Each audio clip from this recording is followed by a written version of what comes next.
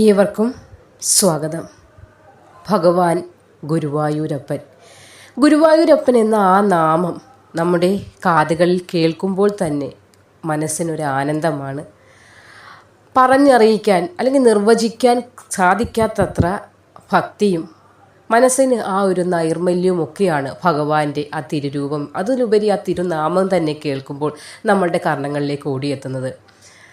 അത്രത്തോളം ഭക്തിമയമായ അല്ലെങ്കിൽ അത്രത്തോളം ചൈതന്യവത്തായ ആ ഭഗവാൻ ഗുരുവായൂരപ്പൻ തന്നെ നമ്മളെ കാണാൻ ആഗ്രഹിക്കുന്നു എന്നറിയുമ്പോൾ ഉണ്ടാകുന്ന ആനന്ദം എത്രത്തോളം വലുതാണ്. എന്നാൽ അറിഞ്ഞോളൂ, 2025 എന്ന ഈ വർഷത്തിൽ ഭഗവാൻ ഗുരുവായൂരപ്പൻ നിങ്ങളെ കാണാനായി ആഗ്രഹിക്കുകയാണ്. ഏവരെയും കാണാൻ ആഗ്രഹിക്കുന്നുണ്ട്, ഏവർക്കും അനുഗ്രഹം തരാനായി ആഗ്രഹിക്കുന്നുണ്ട്. എങ്കിൽ പോലും ഇന്ന് പറയാൻ പോകുന്ന 10 നക്ഷത്രങ്ങളിൽ ജനിച്ച സ്ത്രീകൾ ഈ 2025 എന്ന ഈ പുതുവർഷത്തിൽ തീർച്ചയായും ഗുരുവായൂർ ക്ഷേത്ര ദർശനം നടത്തേണ്ടത് വളരെയേറെ അത്യാവശ്യമായ കാര്യമാണ്. ഗുരുവായൂർ ക്ഷേത്രത്തിന് മറ്റൊരു പ്രത്യേകത കൂടിയുണ്ട്. നമ്മൾ ഇടപിടിയിൽ നിന്ന് പുറപ്പെടണം എന്ന് വിചാരിച്ചാലൊന്നും അവിടെ ചെന്ന് എത്താൻ സാധിക്കുകയില്ല. അങ്ങനെ സാധിക്കണം അല്ലെങ്കിൽ ആ ദർശനം ലഭിക്കണമെങ്കിൽ സാക്ഷാൽ ഭഗവാൻ ഗുരുവായൂരപ്പൻ തന്നെ മനസ്സ് വെച്ചാലേ സാധിക്കൂ. അല്ലാതെ നമ്മൾ എത്രത്തോളം വലിയ പണക്കാരൻ അല്ലെങ്കിൽ ധനവാനും അല്ലെങ്കിൽ ഇങ്ങേയറ്റത്ത് അല്ലെങ്കിൽ ഒരു പണമില്ലാത്ത അല്ലെങ്കിൽ ദരിദ്രനോ അല്ലെങ്കിൽ ആരോ ആയിക്കൊള്ളട്ടെ, പണ്ഡിതനായിക്കൊള്ളട്ടെ, പാമരനായിക്കൊള്ളട്ടെ, ആരും ആയിക്കൊള്ളട്ടെ, ഭഗവാന്റെ ആ അനുഗ്രഹം അല്ലെങ്കിൽ അദ്ദേഹത്തിന് നമ്മൾക്ക് ദർശനം നൽകണം എന്നൊരു തോന്നൽ അദ്ദേഹത്തിന് ഉണ്ടായാൽ മാത്രമേ നമ്മൾക്ക് ആ ക്ഷേത്ര നടയിലെത്തി ഭഗവാന്റെ ആ തിരുരൂപം, ഭഗവാന്റെ ആ ചൈതന്യത്തെ നമ്മൾക്ക് ആവോളം കണ്ട് മതിമറന്ന് അതിൽ ആനന്ദത്താൽ ആറാടുവാൻ സാധിക്കുകയുള്ളൂ.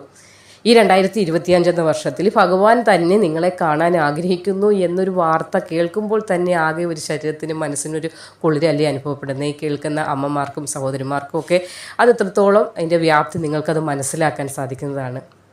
ഇന്നത്തെ ഈ വീഡിയോയിൽ പറയാൻ പോകുന്ന 10 നക്ഷത്രത്തിൽ ജനിച്ച സ്ത്രീകൾ ഉള്ള കുടുംബത്തിൽ നിങ്ങൾ ഈ വർഷം ഗുരുവായൂർ ക്ഷേത്ര ദർശനം നടത്തേണ്ടത് വളരെ അത്യാവശ്യമാണ്. നിങ്ങൾ ആഗ്രഹിക്കുന്നതിലുപരി ഭഗവാൻ നിങ്ങളെ കാണാൻ ആഗ്രഹിക്കുന്നു എന്നൊരു പ്രത്യേകത കൂടി ഈ ദർശനത്തിനുണ്ട്. അപ്പോൾ ആ നക്ഷത്രക്കാർ ആരൊക്കെയാണ്, അവർ കയ്യിൽ കരുതേണ്ടതായ ആ ഒരു വഴിപാട് അല്ലെങ്കിൽ ആ നടയ്ക്കൽ സമർപ്പിക്കേണ്ടതായ നിങ്ങളുടെ മനസ്സിൻ്റെ ഉള്ളിൽ നിന്ന് വരുന്ന ആ ഒരു നേർച്ച അല്ലെങ്കിൽ നിങ്ങളുടെ ഹൃദയം തന്നെ ഭഗവാന് സമർപ്പിക്കുകയാണ്. അതോടൊപ്പം തന്നെ നിങ്ങളുടെ കയ്യിൽ കരുതേണ്ടതായ കുചേലൻ ഭഗവാനെ കാണാൻ പോയപ്പോൾ കയ്യിൽ അഭിൽപ്പുതി കഴുതിയത് പോലെ തന്നെ നിങ്ങൾക്കും ഇത് കരുതാവുന്നതാണ്. അതെന്താണ് എന്നതിനെക്കുറിച്ചും ഈ വീഡിയോയുടെ അവസാനം പറഞ്ഞു തരാവുന്നതാണ്. ആദ്യം ആ നക്ഷത്രക്കാരൊക്കെയൊന്നു കൂടി പറഞ്ഞു തരാം. നിങ്ങൾ ഈ വർഷം 2025 ക്ഷേത്രദർശനം നടത്തണമെന്ന് പറയുന്നതിനും മറ്റൊരു കാര്യങ്ങൾ കൂടിയുണ്ട്, 4-5 കാര്യങ്ങൾ കൂടിയുണ്ട് ഇതിന് പിന്നെ. അതുകൂടി നിങ്ങൾ മനസ്സിലാക്കേണ്ട അത്യാവശ്യമാണ്.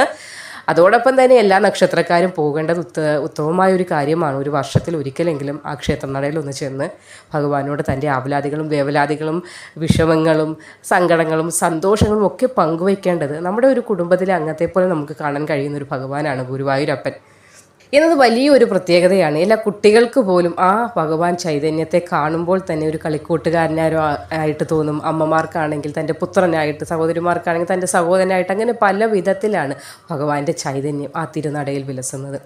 അപ്പോൾ ആ നക്ഷത്രക്കാരെക്കുറിച്ചൊക്കെ പറയാം. ചാനൽ ആദ്യമായി കാണുന്നവരൊന്ന് സബ്സ്ക്രൈബ് ചെയ്യുക, ലൈക്ക് ചെയ്യുക, ഷെയർ ചെയ്യുക. അപ്പോൾ നമുക്ക് നോക്കാം ആ 10 നക്ഷത്രക്കാർ ആരൊക്കെയെന്ന്. ആ 10 നക്ഷത്രക്കാരാണ് അശ്വതി, മകയിരം, പൂരം, അത്തം, പൂരാടം, ഉത്രാടം, തിരുവോണം, പൂരുരുട്ടാതി, മൂലം, അവിട്ടം എന്നിവയാണ് ആ ഭാഗ്യശാലികളായ 10 നക്ഷത്രക്കാർ. ഈ നക്ഷത്രത്തിൽ ജനിച്ച സ്ത്രീകൾ ഈ വർഷം നമ്മുടെ മുന്നിൽ ഒരുപാട് മാസങ്ങളിൽ നീണ്ടു കിടക്കുകയാണ്. ഈ ഒരു വർഷത്തിൻ്റെ തുടക്കമായിട്ടേ ഉള്ളൂ, ജനുവരി പകുതി ആയതേ ഉള്ളൂ. ഇനി നമ്മുടെ മുന്നിൽ നീണ്ടു നിവർന്ന മാസങ്ങൾ ഒരുപാടുണ്ട്. ഈ ഒരു വർഷം അവസാനിക്കുന്നതിന് മുൻപേ നിങ്ങൾ അവിടെ ദർശനം നടത്തണം എന്നതിലുപരി നിങ്ങൾ അവിടെ നടത്തിയിരിക്കും ദർശനം. കാരണം ഭഗവാൻ നിങ്ങളെ കാണാൻ ആഗ്രഹിക്കുന്നുണ്ട്. അതുകൊണ്ട് തന്നെ ഈ 2025 എന്ന ഈ മഹത്വപൂർണ്ണമായ വർഷം അവസാനിക്കുന്നതിന് മുന്നേ തന്നെ നിങ്ങൾ ആ തിരുനടയിൽ ചെല്ലുകയും ഭഗവാന്റെ അനുഗ്രഹം, അദ്ദേഹത്തിൻ്റെ സ്നേഹവാത്സല്യങ്ങൾ നിങ്ങൾ അനുഭവിച്ചറിയുകയും ചെയ്യുന്നതാണ്. അപ്പോൾ ഈ 2025 നിങ്ങൾ ദർശനം നടത്തണം എന്ന് പറയുന്നതിന് പിന്നിൽ കുറച്ച് കാര്യങ്ങളുണ്ട്, അതുകൂടി പറഞ്ഞു തരാം.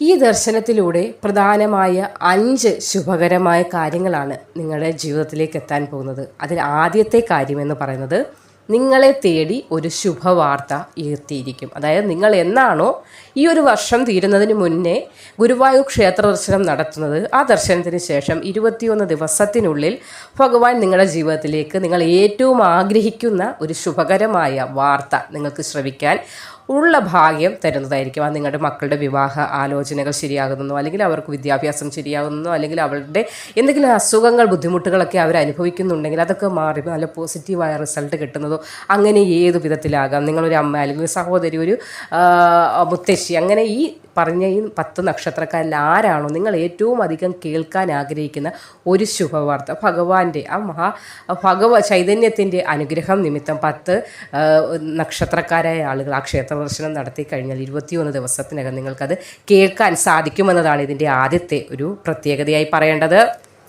ഇനി രണ്ടാമത്തെ ഗുണങ്ങൾ ഏതെന്ന് ചോദിച്ചാൽ, നിങ്ങൾ ഏത് തൊഴിൽ ചെയ്താണോ ജീവിതം മുന്നോട്ട് കൊണ്ടുപോകുന്നത് ആ തൊഴിൽ കൊണ്ട് ഉയർച്ച ഉണ്ടാവുകയും വിദ്യാവിജയം, നിങ്ങളുടെ ഈ നക്ഷത്ര ജനിച്ച കുട്ടികളാണെങ്കിൽ അവർക്ക്, അല്ലെങ്കിൽ ആ അമ്മമാർക്ക് അവരുടെ മക്കൾ നിമിത്തം വളരെയധികം സന്തോഷിക്കാനുള്ള കാര്യങ്ങൾ ഉണ്ടാകുന്നതായിരിക്കും.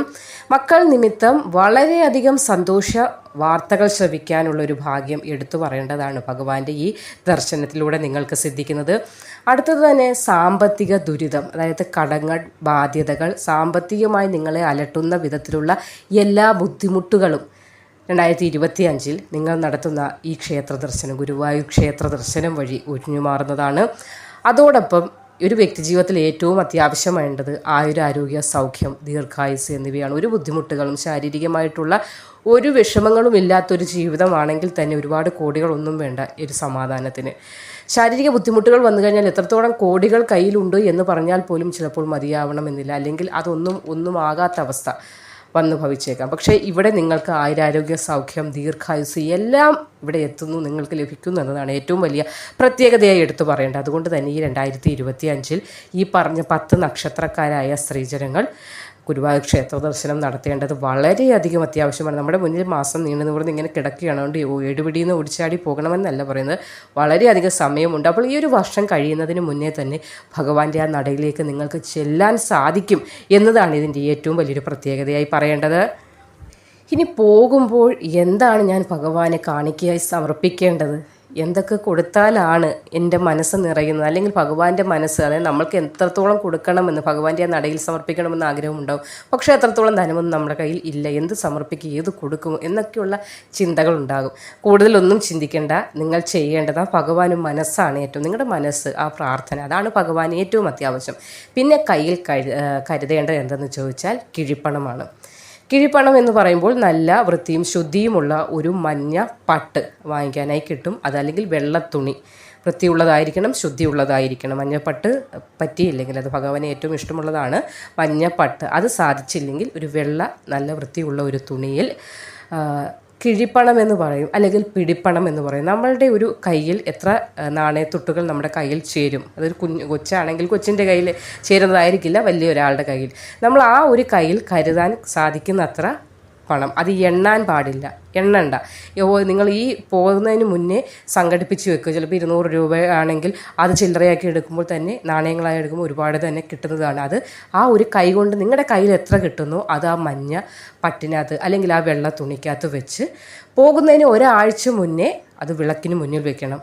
അതായത് ഈ വെള്ളിയാഴ്ച നിങ്ങൾ അത് വിളക്കിന് മുന്നിൽ വെച്ച് കഴിഞ്ഞാൽ പിന്നെ അടുത്ത വെള്ളിയാഴ്ചയാണ് നിങ്ങൾ ക്ഷേത്ര ദർശനത്തിന് പുറപ്പെടുന്നെങ്കിൽ ഒരാഴ്ച വിളക്കിന് മുന്നിൽ ഇങ്ങനെ ഈ പണം വയ്ക്കുക. വെച്ചതിന് ശേഷം പോകുന്ന വേള രാവിലെ നിങ്ങൾ പോകുന്നതിന്, ആ രാവിലെ എടുക്കാവുള്ളൂ, പോകുന്നതിന് മുന്നേ അത് എടുത്ത് നന്നായി അത് പൊതിഞ്ഞ് അത് കിഴിയാക്കി കെട്ടുക. നമ്മൾ ഭഗവാൻ ദർശനത്തിന് ചെന്നപ്പോൾ കുചേലൻ എങ്ങനെയാണ് ഒരു കിഴി അവിലല്ലേ, ഒരു പിടി അവില്, അദ്ദേഹത്തിന് അത് മാത്രമേ സാധിച്ചുള്ളൂ ഭഗവാന് കൊടുക്കാൻ. അതിനുശേഷം ആ ദർശനത്തിന് ശേഷം കുചേലൻ ആരായി മാറി എന്ന ചിന്ത കൂടി നിങ്ങളൊന്ന് ഓർത്ത് നോക്കുക. കഥ കൂടി നിങ്ങളുടെ ആ ഒരു ആനന്ദം നിങ്ങളുടെ മനസ്സിലേക്ക് വരുത്തും. അതിനുശേഷം നമ്മുടെ ജീവിതത്തിലെ ദുരിതങ്ങളൊക്കെയും മാറാൻ പോകുന്നു, കഷ്ടപ്പാടുകളൊക്കെയും അകലാൻ പോകുന്നു.